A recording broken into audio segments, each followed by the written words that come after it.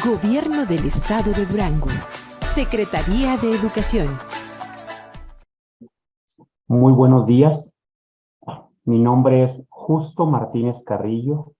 Soy director de Educación Básica A en Durango.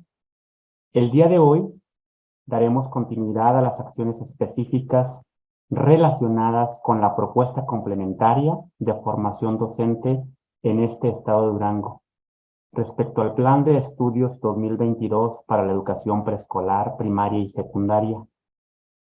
Saludo con mucho gusto y con mucha estima a todos los docentes y directivos de este estado de Durango, así como también a los compañeros que hoy nos honran con su asistencia a esta conferencia. Por supuesto, saludo a la maestra Nayeli Stacy Lares Santillano. Ella es una docente de educación primaria del estado de Durango. Saludo también al maestro Jesús Muñoz Ibarra. Él es un docente que pertenece a la Dirección de Formación Continua en la entidad. Se encuentra también con nosotros. No lo veo. No, perdón, no está. En esta ocasión, nuestro amigo, el maestro doctor Alejandro Velázquez Elizalde, abordará el campo formativo de lenguajes. Los lenguajes son herramientas para satisfacer diversas necesidades e intereses. Son construcciones sociales, dinámicas, que contribuyen al desarrollo cognitivo, pero también emocional y valoral, que al utilizarlo las personas entre sí se comunican, interactúan. Es decir, sirven para relacionarse consigo mismos y con el mundo. Para dar paso al desarrollo de las actividades, me permitiré leer una semblanza del doctor Velázquez, a quien agradecemos profundamente su colaboración. Alejandro Velázquez Elizalde es doctor en Ciencias en la especialidad de Investigaciones Educativas por el Centro de Investigación y de Estudios Avanzados del Instituto Politécnico Nacional. Maestro en Lingüística Hispánica y licenciado en Lengua y Literatura Hispánicas. Ambos grados por la Universidad Nacional Autónoma de México. Ha colaborado desde 2006 en diversos procesos para la Secretaría de Educación Pública. Entre ellos, como coautor de los programas de estudio de lengua extranjera inglés en 2011 y 2017. Coordinador de la asignatura Lengua Materna Español en secundaria para la estrategia Aprende en Casa durante 2020 y 2021. Especialista revisor en el libro vigente de Lengua Materna Español para cuarto de primaria. Revisor técnico pedagógico de los cuadernos de aprendizajes fundamentales imprescindibles para la lengua materna español y matemáticas. También es coorganizador del primer foro virtual de participación social, práctica de enseñanza y de aprendizaje de alumnos con ceguera o debilidad visual en México. Representante de la Dirección General de Materiales Educativos ante la Comisión Intersecretarial para prevenir, sancionar y erradicar los delitos en materia de trata de personas y para la protección y asistencia a las víctimas de estos delitos. Coautor de los documentos curriculares del Plan de Estudio 2022 y materiales para la nueva familia de libros de texto gratuito. En el ámbito docente, el doctor Velázquez Elizalde ha sido profesor en Escuela Nacional de Lenguas, Lingüística y Traducción, antes Centro de Enseñanza de Lenguas Extranjeras, de la Universidad Nacional Autónoma de México y en la Universidad Pedagógica Veracruzana. Ha participado el doctor Velázquez en múltiples congresos nacionales e internacionales con trabajos sobre literatura y lingüística. Es autor y coautor de publicaciones sobre lingüística, literatura y educación, así como de material educativo para secundaria. Sin más preámbulos, pues, doctor, vamos a iniciar las actividades, teniendo en cuenta que al finalizar la exposición, mis compañeros docentes aquí presentes podrán realizar los planteamientos que consideren pertinentes. Para esto vamos a tener 15 minutos al final de que cierre el doctor Velázquez. Adelante, doctor. Te doy el micrófono. Muy buenos días a todas y a todos en el estado de Durango. Muchísimas gracias por esta invitación a participar. Quiero saludar con muchísimo gusto a los docentes que estarán y están acompañándome en esta sesión de trabajo. Maestro Justo, a todos los colegas que estamos presentes en esta mañana, para nosotros en este momento que estamos justamente compartiendo estas reflexiones y comentarios al respecto de este campo formativo. Agradezco muchísimo la presentación y la deferencia. Y también, sin más preámbulos, quisiera justamente poder comenzar con estas pequeñas ideas, insisto, para poder aclarar, esa es la primera intención, aclarar algunas de las dudas más frecuentes en torno a este campo formativo. Sabemos el gran reto que implica justamente transitar del antiguo modelo pedagógico hacia este modelo pedagógico curricular que está planteado en la nueva escuela mexicana. Entonces, en ese orden de ideas es que, pues, quisiera comenzar. Estoy comenzando a compartir la pantalla y espero que sea visible para todos. Y es invisible, doctor.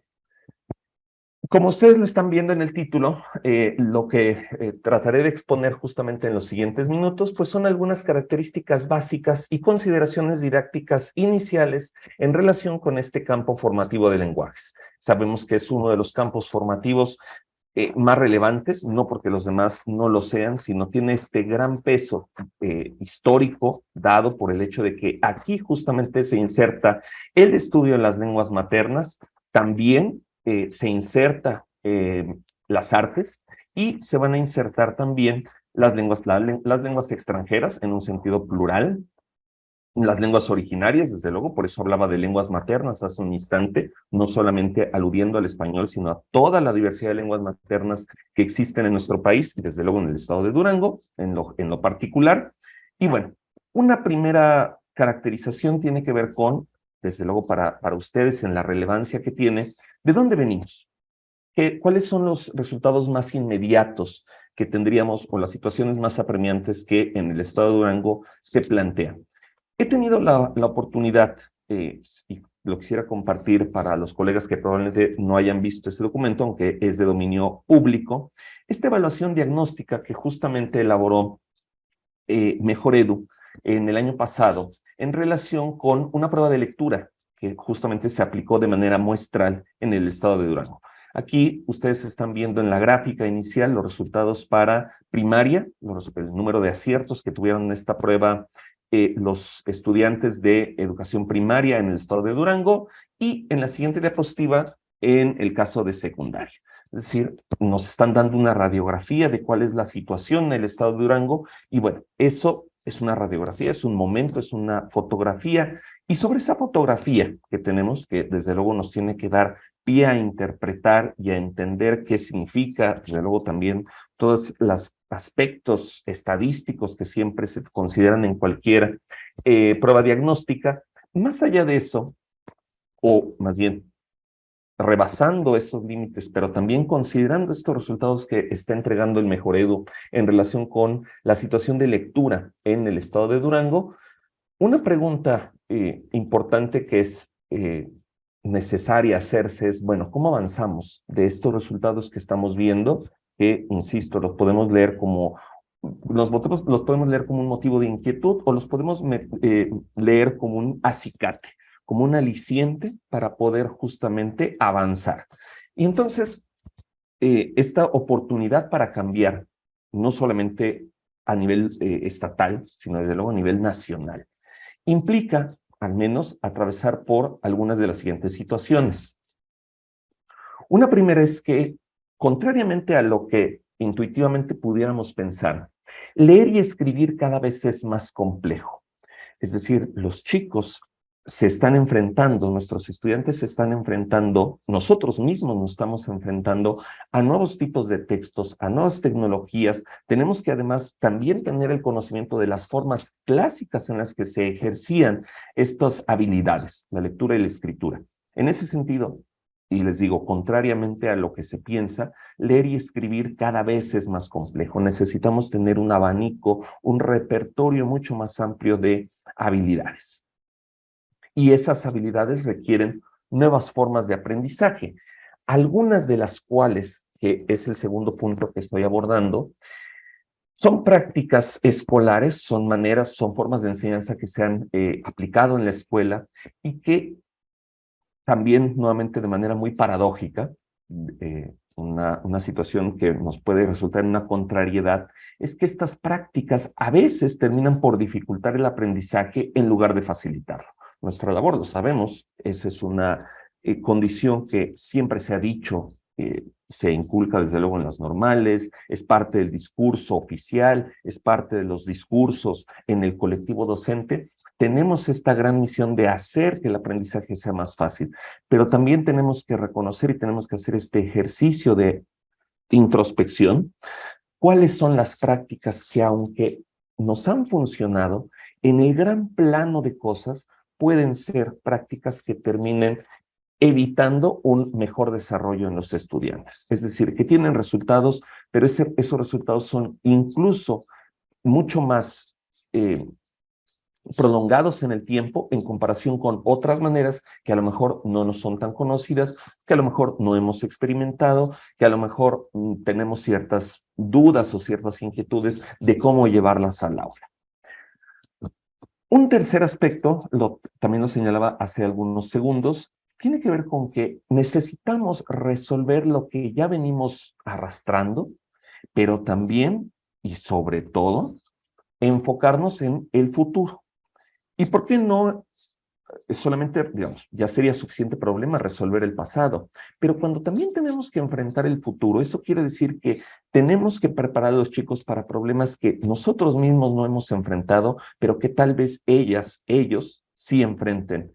Y no estoy hablando de un futuro lejano, como a lo mejor para nosotros fue la pandemia. Es decir, nosotros probablemente en la primaria nunca tuvimos una situación de análisis de qué pasaría si tú tuvieras que atravesar una pandemia, como la que tuvimos que atravesar todos los que estamos aquí. Y sin embargo, algunas de las cosas que aprendimos en la escuela, o tal vez muchas, fueron de utilidad justamente para poder afrontar, para poder relacionarnos con otros, a pesar de las distancias, a pesar de esta situación del alejamiento social. ¿Cómo pudimos enfrentar la pandemia? Dependió en alguna medida de nuestros aprendizajes escolares. Algunos también fueron otros aprendizajes que se dieron en otros escenarios, pero por eso justamente la importancia de hacer que la educación tenga como foco el futuro y no solamente la resolución de los problemas que vienen heredados. Y en una última consideración es que los retos que tenemos como sociedad, como Estado, que se tienen como Estado, que se tienen a nivel como país, a nivel regional, los países que nos integramos por relaciones comerciales, por relaciones históricas, a nivel global, requieren que tengamos una mayor creatividad, una mayor colaboración y una mayor comunicación. Y justamente el campo formativo de lenguajes es la posibilidad para generar esta ampliación en la creatividad, en la colaboración y en la comunicación. Y algo también muy importante, generar también la posibilidad de ampliar nuestra resiliencia ante la incertidumbre. Es decir, una de las condiciones esenciales a las que nos hemos enfrentado en los últimos años es que cada vez el mundo es más incierto, cada vez tenemos menos certezas, y para poder tener un mejor manejo en este mundo cada vez más incierto, necesitamos de los lenguajes. En ese sentido, este campo formativo, como ya lo señalaba justamente en la introducción del maestro Justo, son construcciones. La definición que nos brinda el Acuerdo 140822 es que se trata de construcciones cognitivas, sociales y dinámicas. ¿Y qué quiere decir eso? voy a poner un ejemplo correspondiente a la fase 2, es decir, a preescolar, a los 3 grados del preescolar, con el siguiente contenido: recursos y juegos de lenguaje que fortalecen la diversidad de formas de expresión oral y que rescatan la o las lenguas de la comunidad y de otros lugares. Y simplemente es un ejemplo de los varios contenidos que se abordan en esta fase, en este campo formativo. ¿Cómo nos damos cuenta que es una construcción cognitiva, que los lenguajes son una construcción cognitiva? Bueno, pues porque podemos cambiar nuestra forma de jugar con el lenguaje, es decir, podemos ser creativos, y esa creatividad es una capacidad cognitiva. También es una construcción social. Cada grupo social tiene sus propios juegos de lenguaje. Hay juegos de lenguaje, por citar un ejemplo. El japonés tiene un juego llamado Shiritori. Este juego de lenguaje consiste en unir las sílabas finales para generar una palabra a partir de la sílaba final de una palabra que se dijo previamente. Nosotros, al menos en muchos de los lugares en México, no tenemos un juego semejante. Sin embargo, nuestros trabalenguas, desde luego, no se parecerán a los trabalenguas que se usan en inglés, las adivinanzas que se usan en ruso, o las coplas, que también son un tipo de estas coplas divertidas, estas coplas lúdicas, que se tienen, por ejemplo, en varias lenguas originarias de nuestro país. Entonces, aunque incluso cuando tengamos estos rasgos comunes, es decir, varios grupos sociales tienen adivinanzas, varios tienen trabalenguas, tienen sus particularidades en cada una de estas lenguas humanas. Por eso es una construcción social. Y es una construcción también dinámica. Los juegos de lenguaje cambian con el tiempo. Disculpen ustedes. Los juegos de lenguaje cambian con el tiempo porque el vocabulario, los sonidos y la gramática cambian. Yo decía también hace algunos minutos que en este campo formativo se imbrica el arte. ¿Y cuál es el papel del arte? Ustedes están viendo en esta presentación un póster donde se habla, son estos primeros pósters de la época en la cual se estaba inventando el cinematógrafo, hace más de 120 años. Y ustedes están viendo justamente cómo el tipo de letra, la disposición, los colores, el trazado de las letras, son elementos que nos atraen, incluso a pesar de los años que han pasado desde que este póster fue diseñado, nos sigue llamando la atención. Nos sigue llamando la atención el uso de los colores, la perspectiva. Estos son lenguajes, comunican cierta intención, tienen un efecto de potenciar la comunicación. Sería muy distinto si solamente hubiéramos visto, como dice arriba, en francés, cinematógrafo, Lumière. Sería muy distinto si solamente tuviéramos las letras o si solamente tuviéramos las imágenes, pero en blanco y negro, por ejemplo, el dibujo solamente dibujado en lápiz. El uso de los colores, la forma en la que está dispuesta el texto en relación con la imagen, todo eso genera justamente una manera de interpretar que también es algo que desde luego en la fase 2, pero a lo largo de toda la educación primaria se tiene que ir observando. Y este es un ejemplo de las artes visuales. También estamos pensando en la música, también en estas nuevas formas como híbridas, como podría ser el teatro, donde hay una interacción entre el movimiento del cuerpo, los aspectos visuales y la música y el diálogo.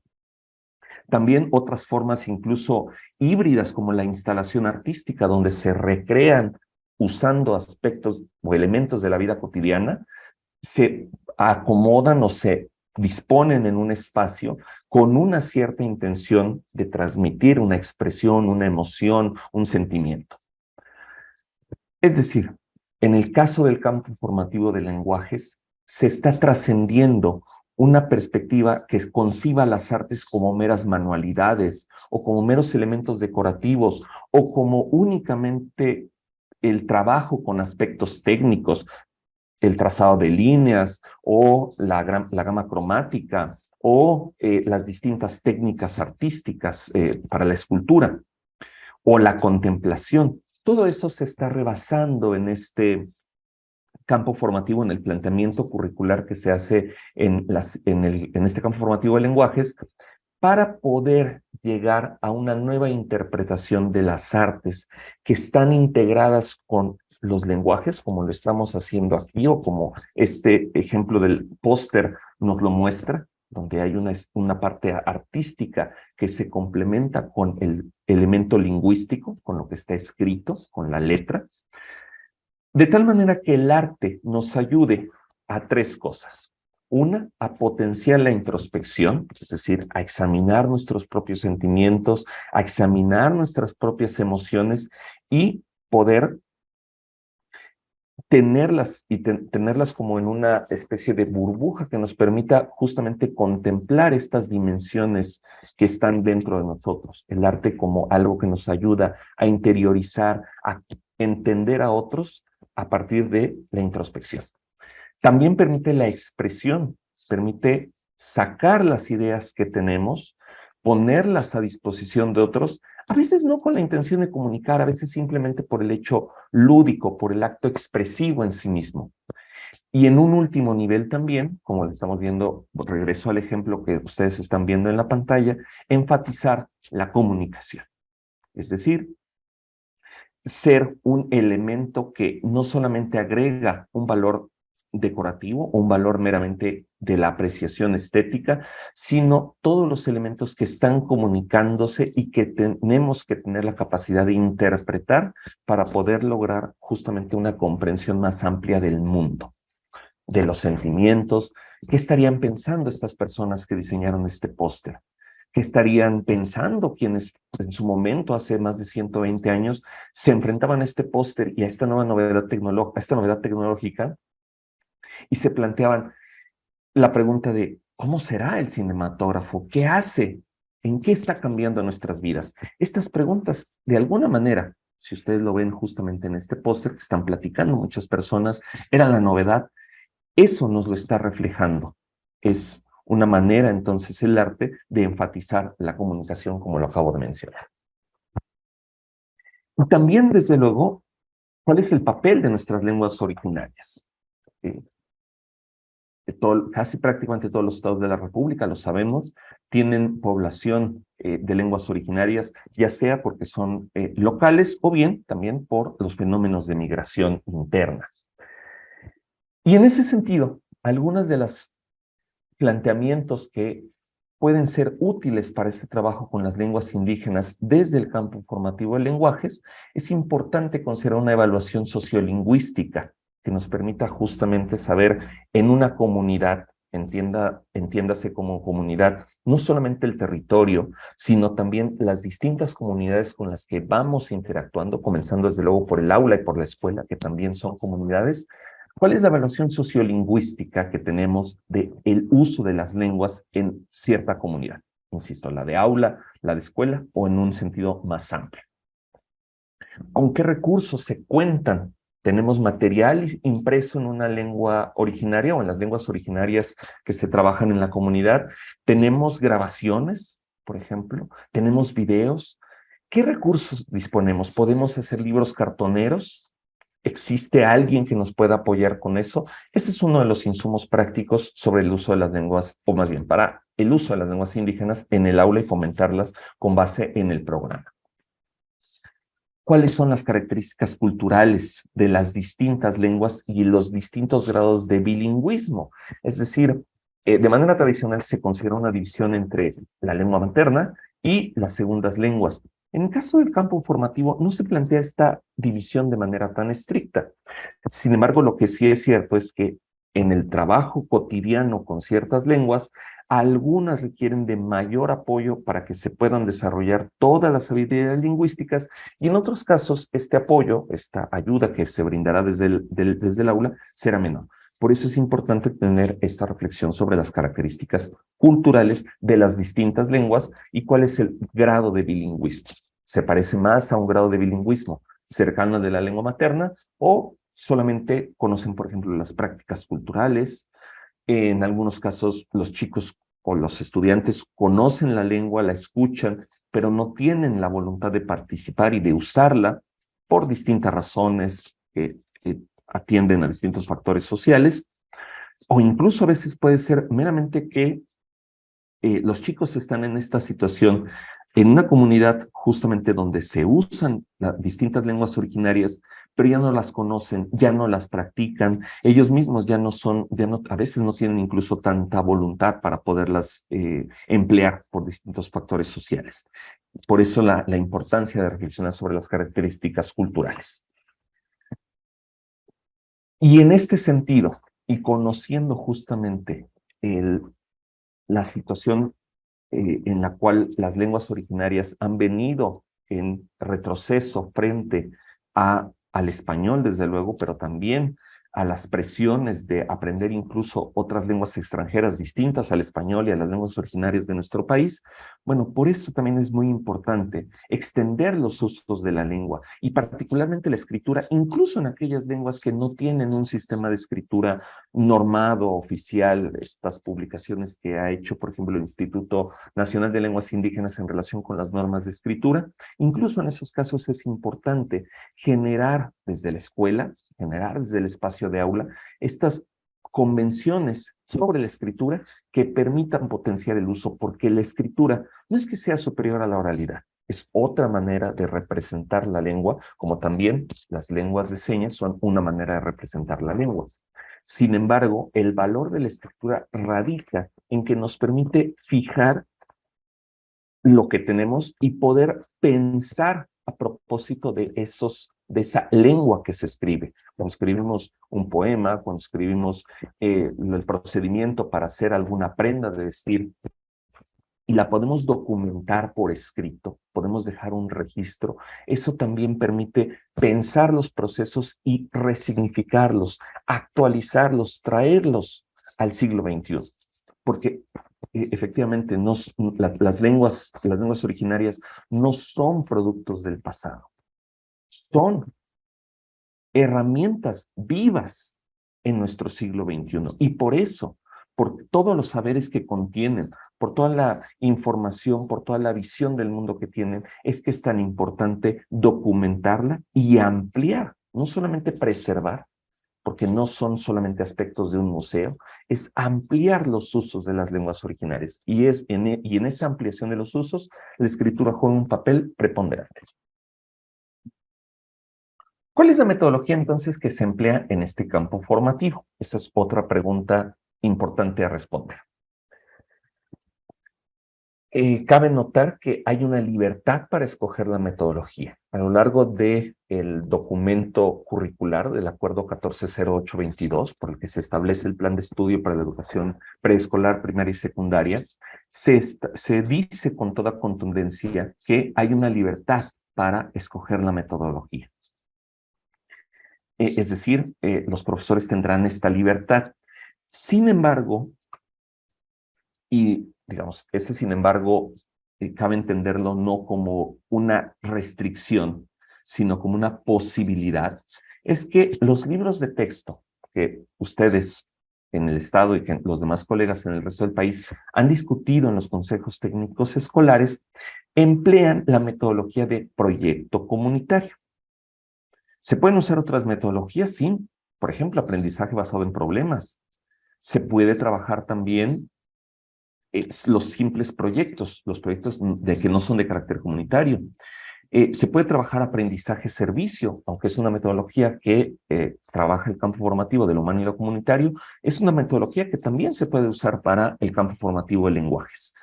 Pero es importante que sepan que en el caso de los libros de texto se usó, al menos en las versiones que han sido de dominio público, la metodología de proyecto comunitario. Y en esa lógica es que podemos explicar en qué consiste esta metodología del proyecto comunitario. Lo quiero ejemplificar ahora con un caso correspondiente, con un contenido correspondiente a la fase 3, específicamente a primer grado de primaria. Ustedes están viendo el contenido, que es escritura de nombres en la lengua materna, y dos procesos de desarrollo de aprendizaje, los dos procesos que derivan de este contenido. Es importante señalar que se pueden seleccionar los contenidos y procesos en el orden que se desee para generar rutas de aprendizaje. En este ejemplo, simplemente para apoyar a quienes nos están viendo, estoy retomando los dos procesos y los estoy conectando de forma secuencial en el orden en el que aparecen en el currículum. Sin embargo, no es la única manera de generar rutas de aprendizaje. Eso es importante decirlo. Este proyecto, que es simplemente un punteo de este proyecto, porque desde luego por razones del tiempo no puedo ser lo suficientemente amplio para dar todos los pormenores de cómo se desarrollaría un proyecto con base en este contenido, yo lo he titulado Nos identificamos. Es una posibilidad. Y el libro de texto y la forma en la que se establecen los proyectos comunitarios, la metodología de proyectos comunitarios, es a partir de 3 fases o estructurados en 3 fases, la primera de las cuales es la planeación. ¿Cómo podríamos trabajar entonces este contenido y estos procesos de desarrollo de aprendizaje en este proyecto? Bueno, en un primer momento podríamos usar los ejemplos de los identificadores que se usan en varios eventos públicos. Estos identificadores, estas cartelas o estas tarjetas con los nombres de las personas que probablemente ustedes, muchos han visto, por ejemplo, cuando hay un evento protocolario con autoridades del poder político, con autoridades educativas, o eventos académicos, seminarios, sesiones de exposición, en los cuales pues, se presenta el título que tiene la persona y el nombre de la persona junto con el logotipo de una institución. Estos identificadores es una manera de comenzar este proyecto, es a partir de observar y participar en la lectura de los nombres de los estudiantes y de los nombres que puedan ustedes recuperar en este portador textual llamado identificador. En un segundo momento que corresponde a la fase de acción, así es como está nombrada en este documento de El libro sin recetas, comienza con el ensayo de la escritura del nombre propio y del diseño de un identificador. Insisto, cada uno de estos pasos hay que irlos explicitando, ejemplificando, trabajando con los chicos en cada caso, en cada escuela. Desde luego varían las condiciones. Algunos chicos ya llegarán con mayores experiencias de lectura y de escritura. Tal vez esto pueda ser un trabajo mucho más rápido.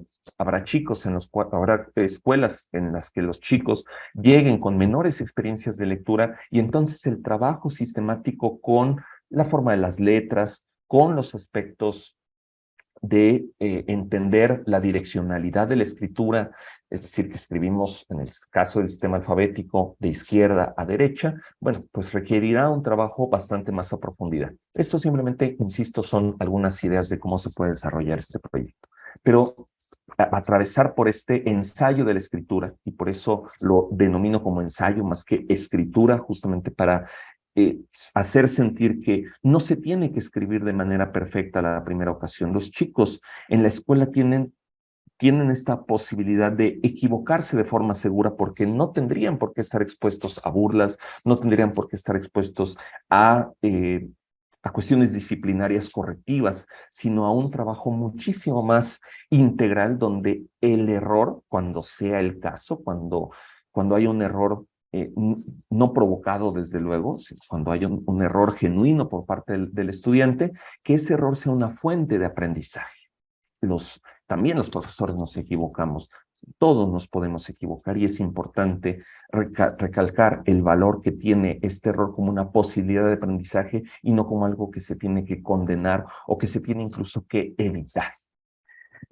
Para concluir esta fase 2, se puede pasar la revisión de la escritura, es decir, hacer este ejercicio justamente que tiene que ver con perfeccionar, precisar, hacer reconocer que la escritura ni a los adultos que tengamos cierto grado de experiencia, ni a los estudiantes, nos sale a la primera. La escritura es un proceso de varias idas y vueltas. Y en ese sentido es posible revisar lo que se escribe. Esa es otra posibilidad que también la escritura da. A diferencia de la oralidad, cuando nos equivocamos en la oralidad, lo que hemos dicho ya no lo podemos retractar de manera tan fácil. Nos podemos disculpar, pero lo que se dice se queda. En el caso de la escritura tenemos la posibilidad de usar la goma, de usar el corrector, en el caso de los que escribimos con tinta, de romper la hoja incluso, de tirarla, desecharla y volver a comenzar. Eso es una posibilidad que nos ofrece la escritura, y entonces hacer énfasis con los estudiantes que pueden revisar la escritura y que la escritura se puede ir mejorando en cada ocasión es importante. Y por último, la fase de intervención, es decir, poder mejorar este identificador para poderlo justamente emplear en una situación concreta, donde se tengan que presentar los estudiantes, lo cual favorecería también la expresión oral. Pero antes de llegar a ese punto, se pueden mejorar aspectos como jugar, en el sentido experimentar, más que jugar incluso, con tipografías y con colores, con distintos tipos de letra, con distintos colores que tienen que ver con el aspecto estético, con el aspecto artístico, porque estos chicos de primer grado de primaria tienen, como están en el proceso de alfabetización inicial, tienen dificultades para comprender que no importa que se cambie el tipo de letra, si todos se escriben minúsculas incluso, si todos se escriben mayúsculas, si ponen las mayúsculas o las minúsculas donde no van, si la letra está en una forma curvada o en una línea recta, tienen dificultades para comprender que existe esta estabilidad tipográfica, es decir, que no importan estos diseños, estos cambios en la forma de la letra o en los colores, el texto sigue diciendo lo mismo. Entonces, por eso es una manera de reflexionar sobre esta estabilidad tipográfica y al mismo tiempo también de experimentar con ciertas posibilidades de las artes. Es decir, las artes, como ustedes lo están viendo, no solamente es ponerle una florecita. Las artes no solamente es hacerlo más grande, no es una manualidad, no es un mero acto, un mero proceso decorativo. Las artes tienen que ver con potenciar, enfatizar la comunicación, como yo lo citaba también hace algunos minutos. Y es importante entonces en primaria, y también lo quiero enfatizar como algunas estrategias que pudieran ser de utilidad, favorecer el disfrute de la lectura y de las artes en lo general. Es decir, más que leer porque se necesita leer algo, porque es el texto con el que yo leí, porque es la recomendación que se hace desde algún lugar, más que eso es ayudar a que los chicos tengan este disfrute por la lectura, que la lectura sea un acto en el cual se puedan divertir, en el cual se puedan entretener, en el cual puedan llorar, en el cual puedan reír. Es importante que también las artes en un sentido más amplio, todas las expresiones artísticas, cuando ellos dibujan, cuando ellos agarran la plastilina, cuando ellos agarran la arcilla, cuando ellos toman una serie de recortes y los pegan en una hoja, pueda ser justamente un evento en el cual se pueda favorecer que ellos disfruten de estas acciones. Es un lugar muy común, muy socorrido, que pasan los chicos del preescolar a la primaria y entonces se les acaba esta parte lúdica, que al contrario, la primaria tendría que ser son 6 años de educación, o sea, es más de media década en la cual los chicos tendrían que tener las mejores experiencias para disfrutar de la lectura y las artes, porque eso es lo que les va a permitir justamente tener el entusiasmo, es uno de los elementos que influyen en el entusiasmo para poder seguir avanzando en su educación. Cuando hablamos de textos, cuando habla de textos, la nueva escuela mexicana, si ustedes revisan los contenidos en las distintas fases de la primaria, la fase 3, que corresponde a primero y segundo de primaria, la fase 4, que corresponde a tercero y cuarto de primaria, la fase 5, que corresponde a quinto y sexto de primaria, una innovación que ustedes notarán es que se hace explícito el hecho de que los chicos se tienen que afrontar a formas innovadoras de los textos. Y por formas innovadoras, el programa no lo especifica con estas categorías, pero formas innovadoras puede ser un cómic. No son tan usuales, ahora más recientemente han sido empleados, pero hay que extender este uso. Los videojuegos también son una experiencia. Muchos videojuegos, en el caso de los chicos que tienen esta posibilidad, son historias que se cuentan y ahora están subtitulados al español. En nuestras épocas, cuando nosotros éramos pequeños, los videojuegos estaban en inglés y era una barrera justamente el inglés. Ahora los juegos se traducen al español, pero también es importante reconocer que el mismo elemento gráfico, el mismo elemento aural, los sonidos, justamente son lenguajes que están en estas nuevas formas textuales llamadas videojuegos. Y lo mismo en las instalaciones artísticas que hasta hace algunos años habían sido meramente objetos de museos, de estos grandes recursos, y que cada vez más y más se están extendiendo como un recurso didáctico. Y una cosa que también, un elemento que también conviene enfatizar es la pregunta sobre los métodos. ¿Cuál es el mejor método, por ejemplo, en el caso de la primaria baja, de los chicos que están en el proceso de alfabetización inicial? ¿Cuál es el método de escritura más útil? Bueno, nadie puede satanizar los métodos. Los métodos son útiles, pero hay que reconocer que son limitados, porque solamente permiten trabajar una de las muchas dimensiones que implica la escritura. Es decir, la escritura es más que trazar signos gráficos en una hoja de papel. La escritura implica una serie de decisiones al respecto, por ejemplo, de cómo organizo, dónde pongo el título, qué tanto espacio le tengo que dejar entre el título y los subtítulos, por ejemplo, si es una receta. Por ejemplo, si estoy escribiendo un cuento que está dividido en partes, o un texto más largo, un texto narrativo más largo. ¿Dónde tengo que cortar en un poema si yo quiero crear un texto poético? ¿Dónde tengo que cortar la línea y dónde tengo que comenzarla? ¿Y cuánto espacio tengo que dejar entre las estrofas para que se pueda distinguir que es un texto poético? Todas esas decisiones no están en el método de lectoescritura. El método de lectoescritura nos ayuda con una de las dimensiones que tiene que ver con la relación entre los sonidos y las letras, pero deja de lado otros aspectos que tienen que ver con la integración, por ejemplo, de la gramática. Siempre hay gramática, incluso desde la primera edad, desde los bebés tenemos un desarrollo gramatical. Y ese desarrollo gramatical lo ponemos en juego cuando escribimos. ¿Cómo decidimos si escribir he visto en lugar de vi? Eso no nos lo dice el método de lectoescritura. Y los chicos lo usan. Los chicos saben distinguir entre he visto y vi. Pero eso no está en el método. Y escribir implica tomar decisiones al respecto de esas elecciones o de esas opciones gramaticales que se tienen. Los métodos tampoco nos dicen, por ejemplo, cuándo una puntuación nos puede ayudar a darle expresividad a algo. No nos dicen en qué momento puedo abrir unos signos de interrogación y hacer que mi texto se vuelva una pregunta. No nos dicen cómo puedo resaltar una palabra en otro color para que eso sea notorio para el lector y diga, en esto me tengo que fijar. Los métodos de lectoescritura no son malos, insisto, pero solamente trabajan con una de las muchas dimensiones de la escritura. Y en ese sentido es que es tan importante trascender los métodos de lectoescritura.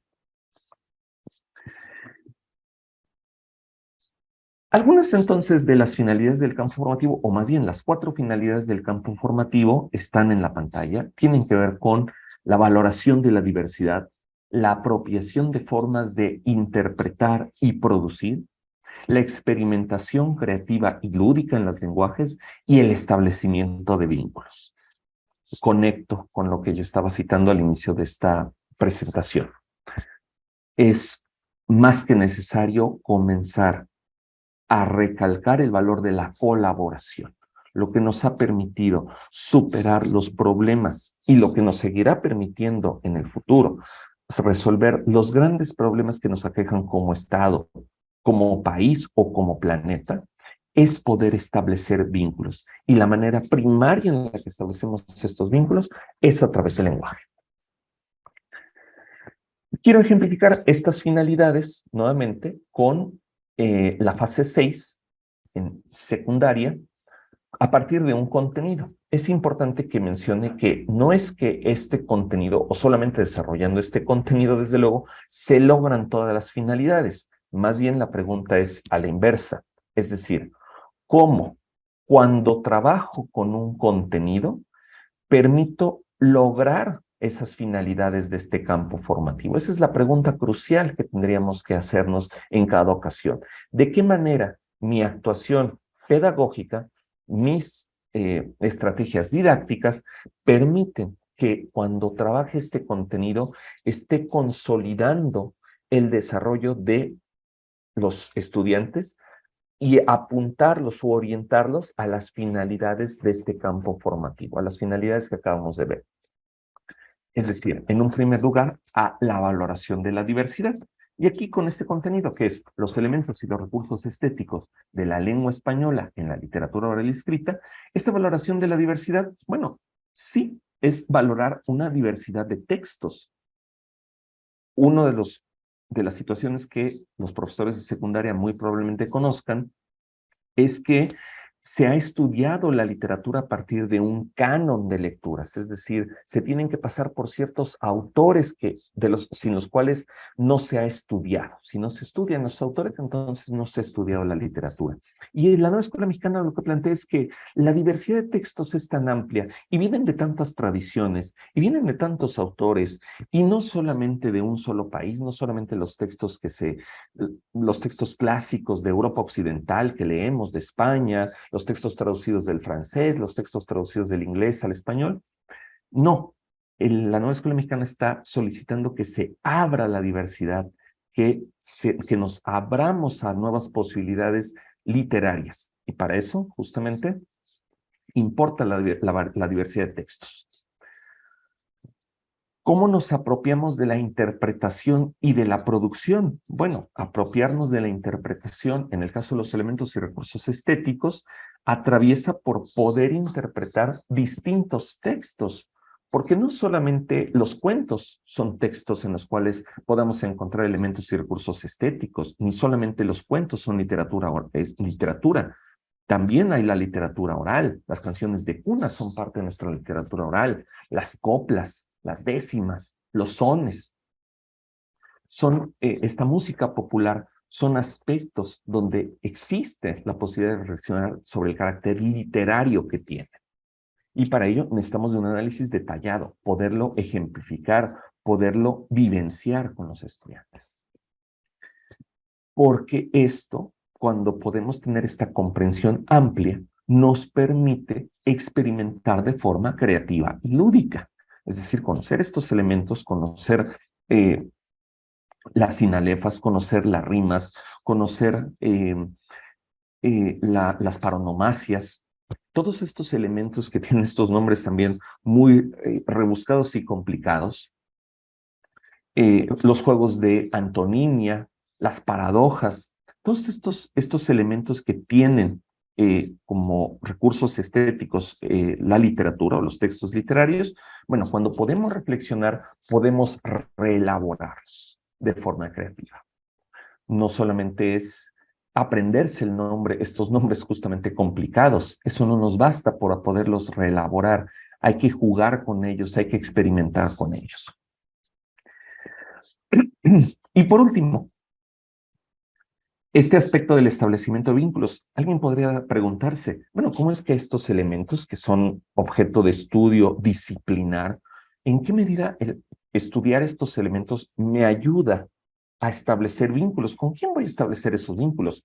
Bueno, es que cuando disfrutamos los textos, cuando tenemos esta capacidad de entender dónde radica el chiste, y a veces el chiste radica en estos recursos estéticos, a veces una reflexión profunda que nos quiere transmitir el autor está mediada por estos elementos y recursos estéticos, cuando los podemos observar, cuando salen de este texto y se nos ponen frente a los ojos, es que los podemos disfrutar de mejor manera.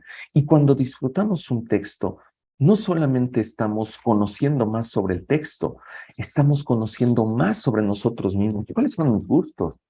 ¿Con qué me emociono? ¿Cuáles de estas épocas que yo no viví me interesa conocer? Porque a lo mejor me siento identificado con lo que pasó.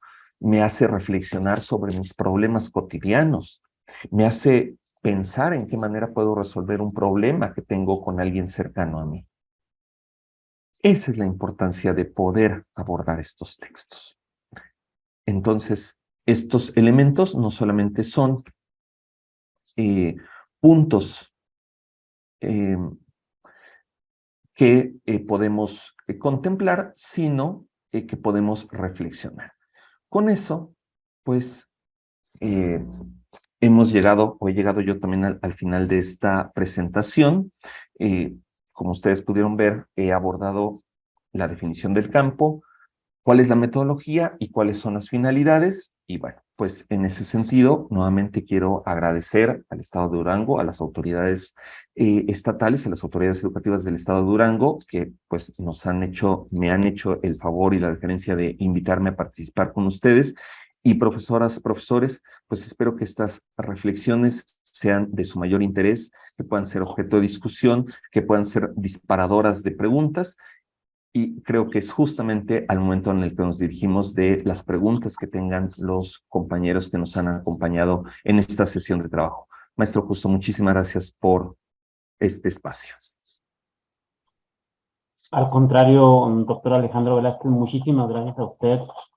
Por demás, una conferencia muy relevante, con mucho significado, con mucho contenido, pero también con mucho aprendizaje para nosotros y para todos los docentes del Estado de Durango, por supuesto, y para quien vea estas ideas, estos pensamientos y estas reflexiones de parte suya. Agradecerle infinitamente.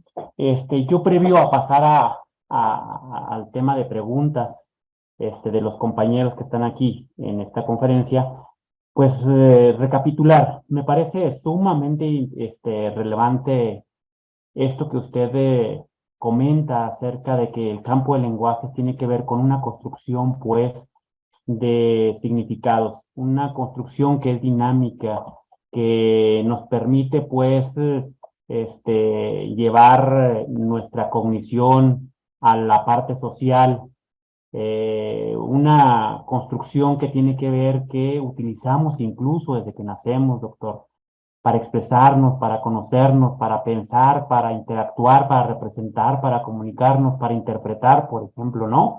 Y para nombrar al mundo, pues, ¿no? Con esta construcción de significados, sin duda que podemos compartir, pues, necesidades, podemos, compartir algunas emociones y sentimientos o experiencias con con las demás personas.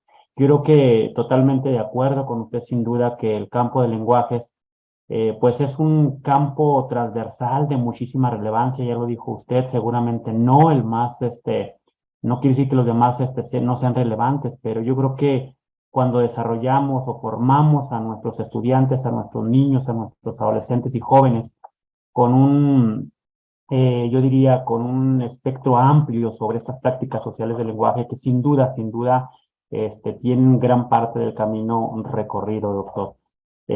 Me parece, previo a que los compañeros tomen la palabra, solamente subrayar esto que me parece relevante, que luego nos mete en alguna discusión, a lo mejor hasta un poco más, muy superficial cuando en el tema de primaria baja, de primero, segundo de primaria, discutimos acerca de esta parte de los métodos de escritura, ¿no? Y entonces, luego nos concentramos en algún método, incluso a veces hasta sin sustento científico, ¿no? Y entonces me queda a mí bastante claro cuando usted dice, son útiles, sí, pero son limitados, son limitados. ¿Por qué? Porque el campo de lenguajes tiene que ir más allá de solamente esta partecita de signos, ya lo mencionó. Entonces, el método nos ayuda, por supuesto, nos ayuda, pero el lenguaje tiene que ver más allá con esta parte de la integración de la gramática que usted ya mencionaba. Yo quiero subrayarlo. Y entonces nuestros docentes en Durango seguramente habremos de profundizar más en este tema, ¿no? Es importante, yo quiero dejarlo aquí solamente porque quiero que mis compañeros pregunten. Es importante, sí, que en primaria baja, sobre todo en esta parte de primero o preescolar incluso, vayamos pues más a estas formas de comunicación, de prácticas sociales, de intercambio, de reflexión, como usted ya lo mencionó, de entender el lenguaje como más allá de solamente decodificar signos o símbolos o sílabas o palabras o incluso hasta frases. Tiene que ver más con esta diversidad de textos que nos aproximen justo a este conocimiento y relación, incluso con las prácticas sociales indígenas, ¿no? Entonces, compañeros, comentarles que también ya se encuentra aquí presente. Vamos a entrar a la fase de preguntas y respuestas, para lo cual cada uno de ustedes son 3 compañeros que están aquí. Quiero comentarles que también se encuentra la profesora María Elena Yasmín Gómez Rodríguez. Ella es docente de primaria estatal de la región Laguna, de Durango también, por supuesto. Comentarles que van a tener 5 minutos para que ustedes planteen al doctor Alejandro Velázquez su pregunta. Cada uno tendrá 5 minutos. Pretendemos que en un término de 15 minutos agotemos esta conferencia. Entonces, me gustaría darle la palabra al maestro Jesús Muñoz para que plantee su pregunta al doctor. Adelante, doctor Jesús Muñoz. Sí, buenos días, doctor Alejandro, buenos días, doctor Justo, maestras del estado de Durango, como bien lo dice. Al escuchar esta interesante conferencia, nos damos cuenta de, como usted lo dijo, todo lo que significa el lenguaje y la riqueza con la que contamos nosotros. Y Durango no es exento, Durango tiene una riqueza enorme en lenguajes que, ojo, nosotros hablamos de que tenemos en esa región la segunda lengua, el español, y les damos herramientas a los docentes y a los niños para trabajar el español. Aquí, ¿qué tanto nosotros en nuestro estado hemos desaprovechado esa riqueza como usted lo mencionó? A mí me gustó mucho el cómo lo dice. A ver, ¿qué tenemos? ¿Qué hacemos? ¿Qué grabaciones tenemos? ¿Qué recursos tenemos para nosotros también conocer ese lenguaje, esas lenguas que tenemos en nuestro estado?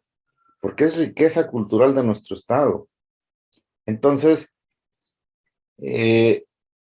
la pregunta o la petición sería, ¿qué sugerencia, qué nos pudiera usted sugerir para aprovechar nosotros esa parte o esa riqueza que tenemos en el contexto indígena de Durango, para aprovecharlo ahora nosotros?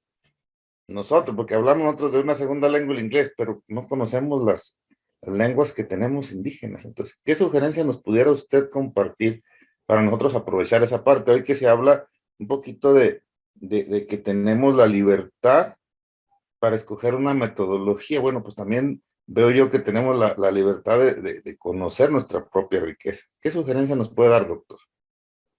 Doctor Jesús, muchísimas gracias por su pregunta. Usted justamente regresa a uno de los temas centrales y quiero ampliar justamente lo que exponía hace algunos minutos. Es decir, desde luego que las grabaciones son importantes. Hay que hacer este ejercicio de búsqueda entre las personas, o sea, realmente sentirnos comunidad. Y en el caso justamente estas comunidades donde hay una prevalencia, un uso mayoritario de lenguas originarias, suele ser muchísimo más integral este trabajo. Desde luego también ayuda justamente estas redes sociales que se establecen. Me refiero a red social en el sentido no del objeto tecnológico, sino de estos vínculos que se tienen en estas comunidades, donde es más fácil conocerse, saber quiénes tienen qué cosas y quiénes se dedican a qué actividades, de tal manera que se puedan tener justamente estos registros. Y cuando no, bueno, es la oportunidad justamente que desde la escuela se generen estos proyectos que permitan hacer esta recopilación y esta generación de documentación al respecto de lo que pasa en la comunidad. Es decir, ahora es mucho más sencillo. Muchos traemos dispositivos electrónicos, estos celulares que nos permiten tomar una fotografía. No se trata de la gran tecnología, es decir, no esperemos una fotografía con donde se vean absolutamente todos los detalles, pero poder de pronto tomar una fotografía de las prendas de vestir, de cómo se hacen esto, cómo es el proceso de la elaboración de una prenda de vestir, cuáles son justamente estos procesos mediante los cuales se generan estas actividades productivas, ¿no? Sembrar, cómo se raspa, por ejemplo, estos procesos que tienen que ver con la elaboración de bebidas, las cosas que pasan incluso en una comida familiar. O sea, también hay que reconocer que la escuela sobre todo en estos contextos, debe dar una mayor amplitud al tipo de prácticas que se reflexionan desde la escuela. Es decir, efectivamente, lo que nos está demandando la nueva escuela mexicana es transitar de una visión de la escuela tiene un corpus, un conjunto de conocimientos cerrado, un conocimiento de conjuntos sabios, que son los que se tienen que trabajar en la escuela. La nueva escuela mexicana está diciendo, no, también lo que pasa en tu casa, en la casa de cada uno de nosotros, es importante. Y puede ser un objeto de reflexión, qué es lo que se hace, cuáles son las relaciones que se establecen, qué tipo de anécdotas se cuentan, cuáles estos saberes que se transmiten justamente en estos momentos y que no son saberes a los cuales se pueden acceder, o más bien, se pueden acceder en los libros porque efectivamente no han estado documentados. ¿Cuál es el valor que tiene, por ejemplo, justamente estos procesos de cómo se elabora la comida? Incluso estas actividades, insisto, tan cotidianas, tan rutinarias, cómo se curan las personas, cómo se relacionan cuando se establece una relación comercial, ¿no? Cuando venden un producto, qué se dice, qué hace, eso tendría que ser el objeto, o podría ser más que tendría que ser, podría ser uno de los objetos de reflexión. Y en ese sentido, insisto, poderlo documentar, poder incluso a veces efectivamente puede no existir el recurso tecnológico de tomar una foto, pero sí se puede hacer un dibujo incluso, y estos elementos que nos permitan registrar. Podemos pedirle a los chicos, incluso de primero, segundo de primaria, que nos dibujen cómo es una escena normal en su casa, cuando cenan, cuando desayunan, cuando van con sus familias, cuando conviven con sus familias en un fin de semana. ¿Cómo es? Que nos lo puedan dibujar, porque estos testimonios, insisto, testimonio no solamente es lo escrito, sino estas representaciones, cómo lo pueden dejar, cuáles son las cosas que se hacen, estas elaboraciones que se hacen, por ejemplo, en la ropa.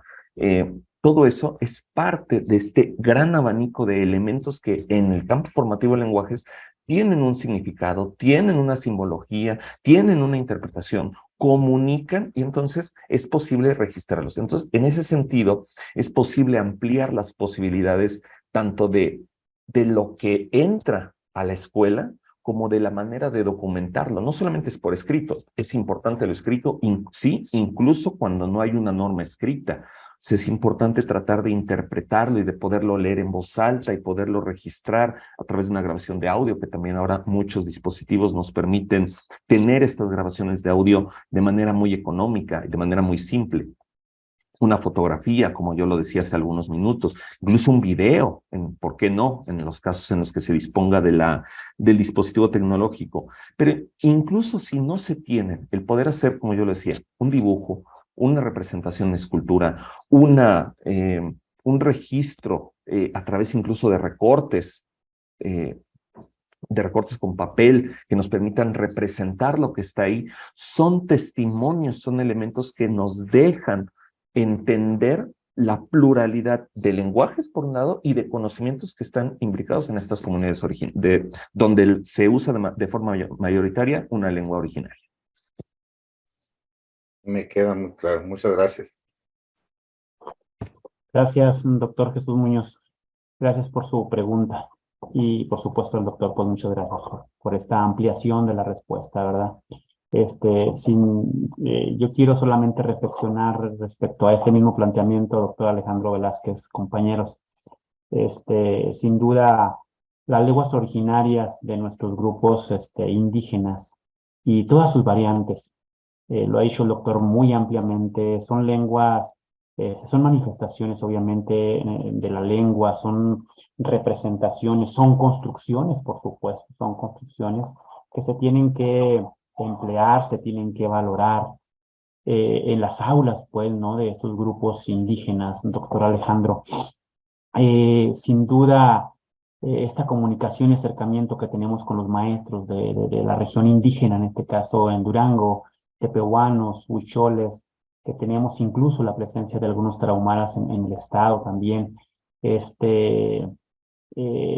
una constante, incluso, diría yo, lucha o de nosotros, de las autoridades por mantener, por fortalecer sus lenguas.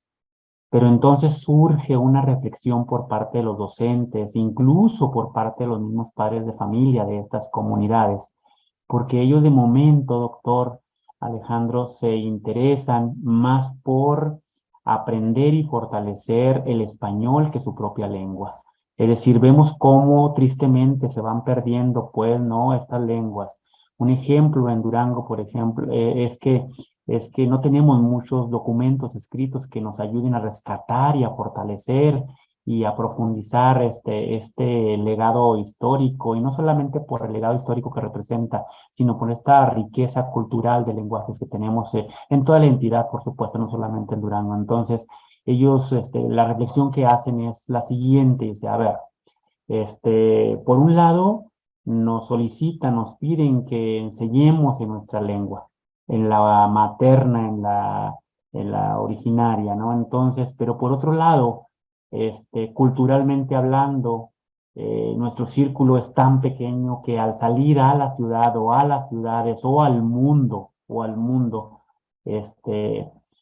nuestra forma cultural choca tanto en nuestra lengua que no encontramos un empleo fuera. En este caso, aquí en Durango tenemos un municipio que se llama Mezquital, y entonces salimos a la ciudad de Durango o a cualquier otro municipio y no me ofrecen un empleo, no me ofrecen un empleo en el que yo use mi lengua, me piden que hable el español, y entonces ellos pues se interesan tanto por el español sobre su propia lengua, ¿no? Entonces, en ese sentido, yo creo que vale la pena reflexionar y tenemos un gran desafío, no solamente como entidad, sino a nivel nacional. ¿Qué hacer, pues, no? ¿Qué les debemos a estas comunidades en términos de reconocimiento a la diversidad, pero a la inclusión, pero en términos sociales, en términos económicos, en términos culturales? Valdría la pena, claro, sería tema de otra conferencia, pero yo creo que vale la pena reflexionarlo. Me gustaría, en este sentido, invitar a la maestra Nayeli Stacy Lares, que nos haga el favor de plantearle al doctor su pregunta. Adelante, maestra Stacy, bienvenida. ¿Qué tal? Muy buenos días. Me presento. Yo soy la maestra Stacy Lares, de Educación Primaria de aquí de la ciudad de Durango. Un gusto estar con todos ustedes. Voy a proceder a darle lectura a mi pregunta. Primero que nada, anticipo mi reconocimiento y entusiasmo por la nueva escuela mexicana, por una educación comunitaria de pedagogía crítica, transformando de lo individual hacia lo colectivo. El doctor Alejandro hizo un comentario que me hizo eco: hacer que la educación tenga como foco el futuro.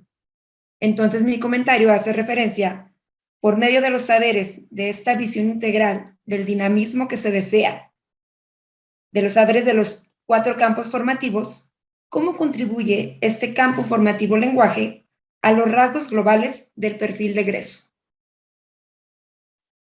Maestra Nayeli, nuevamente también profesores, muchísimas gracias también, maestra Nayeli, por esta pregunta. En caso de justamente del perfil de egreso, desde luego el campo formativo, insisto, no es que los demás no sean importantes, pero el campo formativo juega un papel preponderante. Y quiero decir preponderante porque desde luego es a través de los lenguajes como nos accedemos al resto de los campos formativos. Es porque tenemos efectivamente estas habilidades lingüísticas y desde luego también ahora en este sentido lingüístico y de lenguajes en general, que podemos justamente encontrarnos, en el caso de la parte de hacer la reflexión sobre lo ético, hacer estos ejercicios de introspección que tienen que ver con el humano y lo comunitario, y acceder a la pluralidad de saberes y del pensamiento científico en el campo correspondiente. Entonces, en ese sentido, estos aspectos del perfil de egreso que tienen que ver de manera genérica, no los quiero enunciar en un orden, pero que tienen que ver con la interculturalidad, con el pensamiento crítico, que tienen que ver con la colaboración, con este equilibrio que tiene que haber entre nuestras relaciones o la forma en la que nos relacionamos como especie humana con la naturaleza, entre algunos de los elementos que están en los 8 puntos del perfil de egreso, o en los 8 rasgos que conforman el perfil de egreso en este nuevo marco curricular, en este nuevo plan de estudio.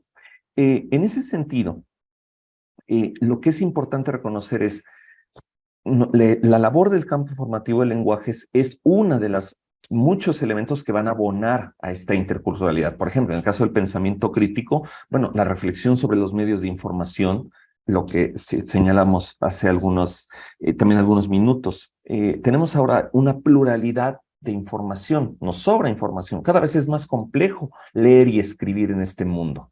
En ese sentido, el pensamiento crítico nos ayuda justamente a tomar mejores decisiones sobre lo que leemos y el efecto que causamos al escribir. Es decir, pensar que cuando escribimos podemos generar odio, que cuando escribimos podemos generar armonía. Y desde luego que yo sería de los que apoya generar armonía y no generar odio.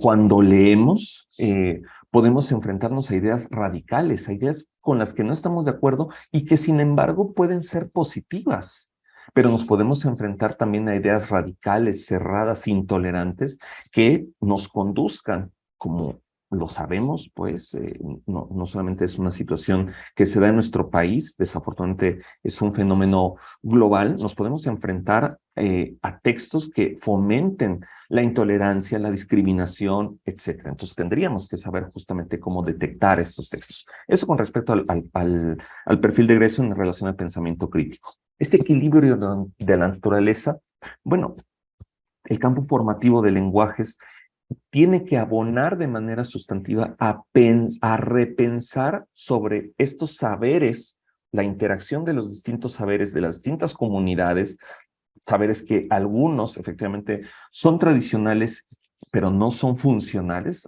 de manera en el plano empírico, es decir, han permanecido porque, bueno, pues forman parte de este vox populi, de estas cuestiones que se transmiten, así como se transmiten los chismes, por ejemplo, y que sin embargo incluso pueden ser lesivos, ¿no? Hay ciertos conocimientos que el día de hoy sabemos que generan, por ejemplo, más daño a la salud que el apoyo que nos pudieran dar, ¿no?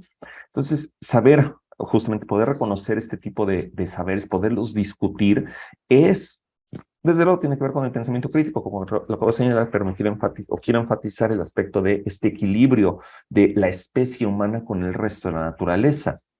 ¿Qué significa eso? Bueno, pues que efectivamente tenemos que reconocer esta amplitud de saberes y cuáles nos pueden justamente ayudar a recuperar mejores condiciones locales, cómo usamos el agua, cómo usamos los recursos naturales que los que disponemos, la madera, en las zonas donde hay justamente uso o más bien, cultivo de bosques maderables, donde existen, por ejemplo, ya situaciones de contaminación, por ejemplo, por minería, que también es una situación que conocemos, ¿no? Y eso justamente cómo lo vamos justamente desde la educación primaria, pudiéndolo, por un lado, examinar, que sea un objeto de reflexión, y después, bueno, ¿qué se va a hacer cuando efectivamente, o sea, cómo vamos contribuyendo desde la escuela a generar este cambio de pensamiento? Es decir, no necesitan los chicos salir del terminar la educación básica para poder generar un cambio en el mundo. El cambio en el mundo se puede hacer desde la educación básica. Y hay muchos ejemplos también, no me quiero extender mucho en ellos, pero hay muchos ejemplos de chicos que desde muy tempranas edades han tenido un impacto real en el mundo a partir de poder reflexionar sobre estos problemas.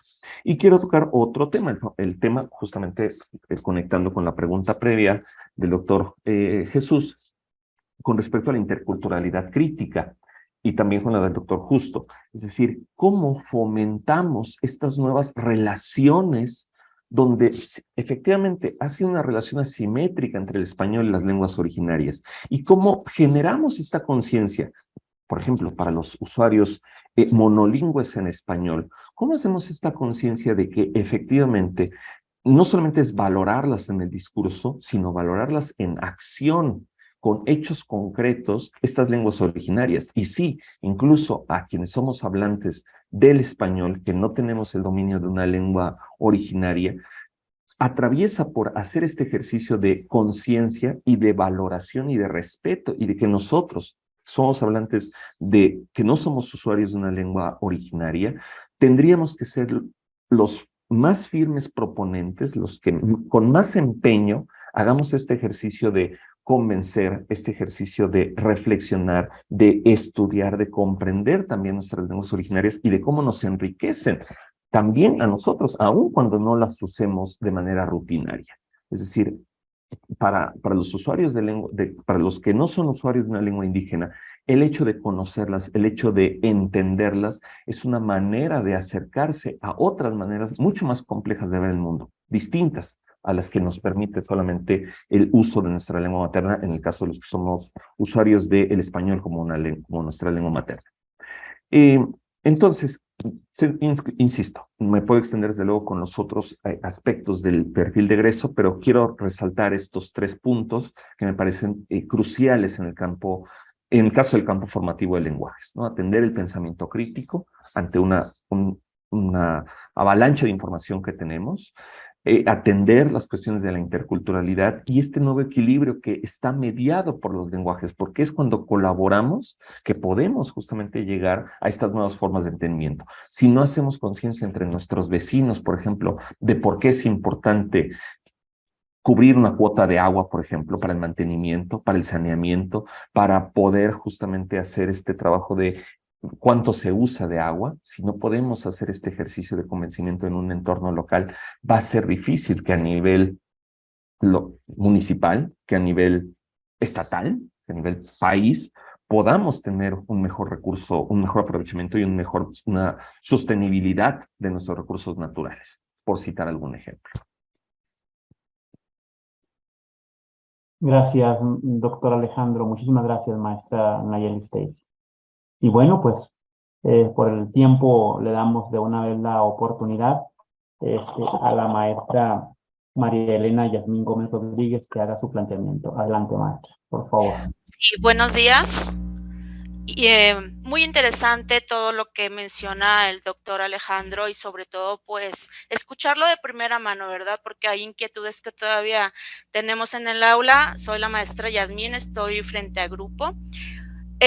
Doctor Alejandro, ¿qué consejo, qué orientación le daría a una maestra Nobel y a una maestra con más de 25 años de experiencia para que este campo de lenguajes lleve a cabo el cometido que se pretende en este nuevo plan 2022? Me refiero a aprender, a olvidar, a equilibrar, a investigar de lo que ya tenemos conciencia nosotros que somos docentes.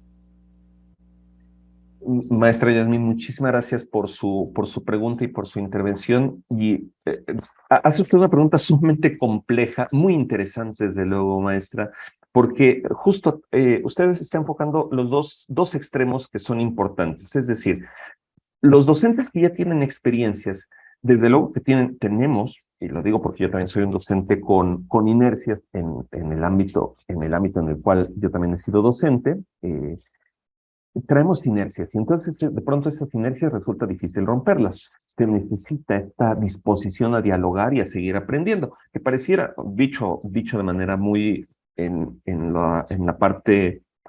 esta parte puede ser algo muy sencillo de entender. Lo único que necesito es, bueno, vamos a escuchar, vamos a confrontar ideas, vamos a desarrollar este pensamiento crítico que ya tenemos porque hemos estado 25 años frente a grupo, 20, 25 años frente a grupo, y que al mismo tiempo esos 20, 25 años de pronto también pueden ser esta losa encima, que nos diga, no, pero es que esto no me funciona en el salón, es que esto, cuando lo he tratado de implementar de pronto, o sea, pues es que yo tengo grupos de 60, de 50, de 40 chicos, ¿cómo le hago cuando tengo 50? Cuando tengo la presión de los papás, cuando tengo la presión administrativa, cuando tengo tiempos tan cortos, cuando tengo que organizar, o sea, ¿cómo medio todo esto? Sé que es una de las preguntas difíciles y yo lo quiero decir de una manera, espero que sea, pues digamos, un poco más amable. Y esa manera es, estos cambios no son en el corto plazo. O sea, muchos de estos procesos, efectivamente, es que buscamos resultados y buscamos resultados inmediatos.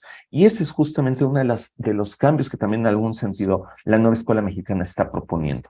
Es decir, por primera vez estamos frente a este ejercicio histórico de discusión de un currículo. Ustedes recordarán, quienes estuvimos, y lo digo porque yo también estuve de alguna manera participando en las reformas curriculares desde 2006, en el caso de la educación secundaria, 2011, 2017, no se había dado este ejercicio.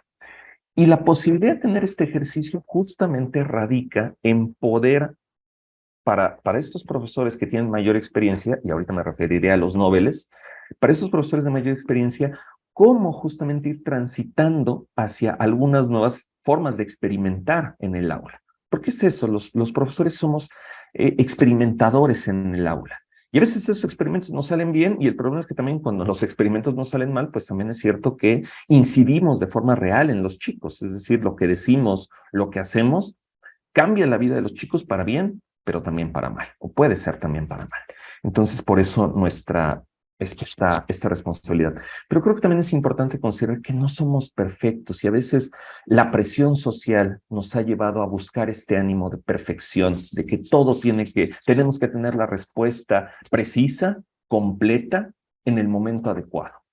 Y yo también lo citaba al inicio de la presentación, es momento de hacer ver que estamos sujetos a incertidumbres, que vivimos con esas incertidumbres y que no siempre podemos resolver en el momento instantáneo esas incertidumbres.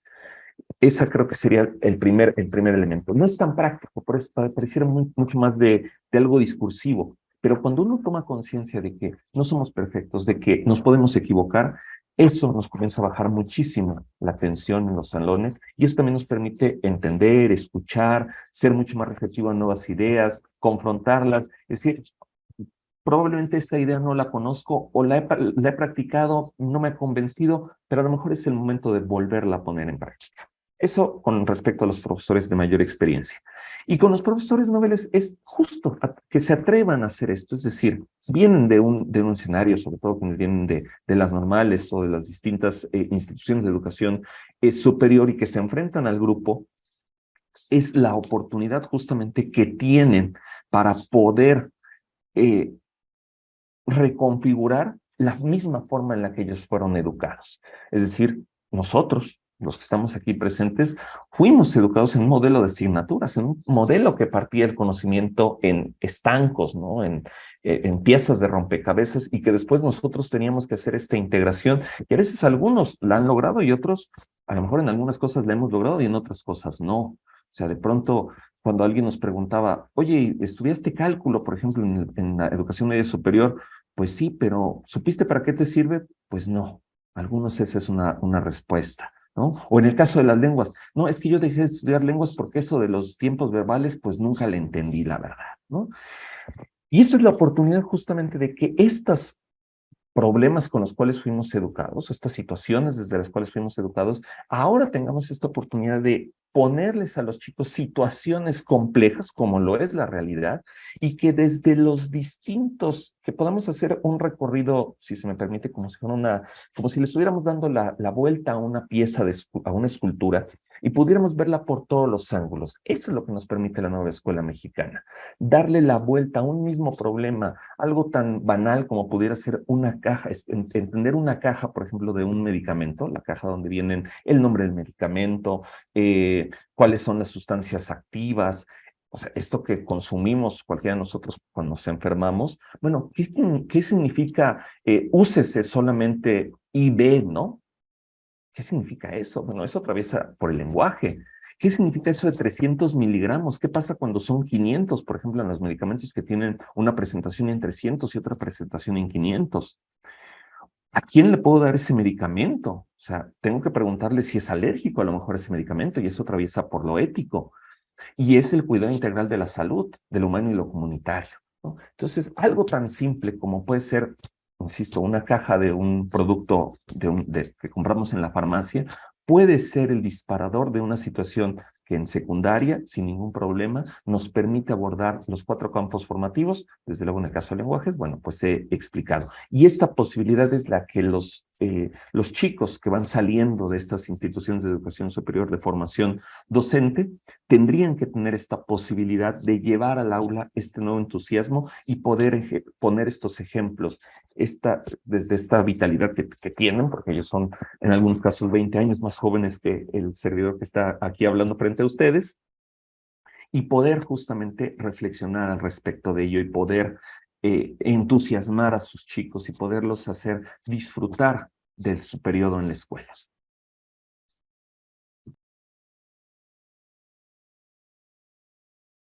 Muchísimas gracias, doctor Alejandro Velázquez. Gracias, maestra.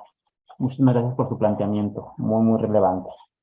Y bueno, yo para ir cerrando, doctor, si me permite, me quedo con 4 ideas que quisiera plantear para cerrar. Me quedo con esta parte donde dice usted que hay libertad para escoger la metodología para acercarnos a este campo de lenguajes. Pero, si el sin embargo que usted nos mencionaba es que la recomendación, la sugerencia es que sea obviamente a través de proyectos comunitarios.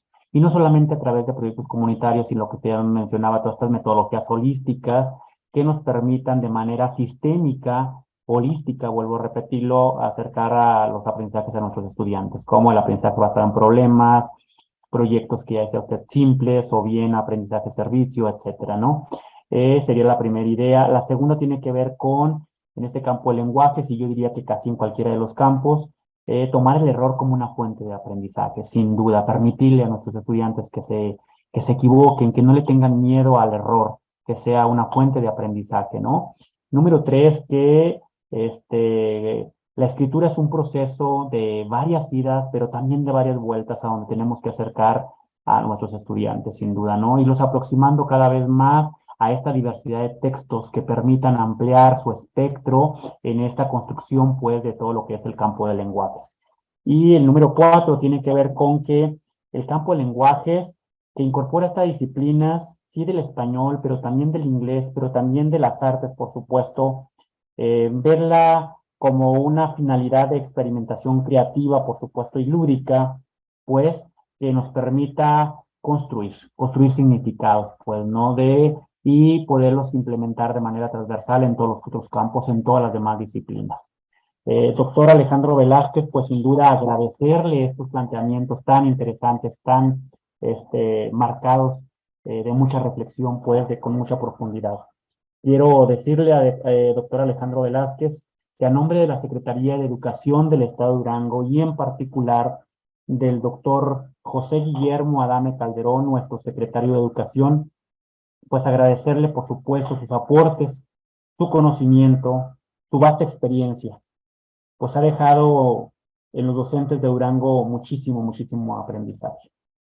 Tenga usted la certeza que su mensaje llegará a cada uno de ellos, a cada una de las aulas, a cada una de las escuelas, pero aún más allá, se traducirá en ideas y pensamientos que fortalezcan los aprendizajes de las niñas, de los niños, de los adolescentes y de los jóvenes en nuestro estado de Durango. Muchísimas gracias por esta conferencia magistral que usted nos ha dado. Enhorabuena y mucho éxito. Nuevamente a ustedes. Muchísimas gracias a todas, a todos, profesoras, profesores, a quienes me acompañaron en esta sesión. Gracias por sus preguntas, gracias por sus planteamientos y porque también es una oportunidad de aprender y de compartir. Enhorabuena, pues aquí lo esperamos en Durango, su casa, con mucho gusto cuando usted lo decida. Un abrazo fuerte y mucho éxito en este domingo. Igual a mis compañeros asistentes aquí a esta conferencia, maestra Yasmín, maestra Stacy, doctor Jesús, muchísimas gracias por su asistencia a esta reunión y por sus planteamientos. Gobierno del Estado de Durango. Secretaría de Educación.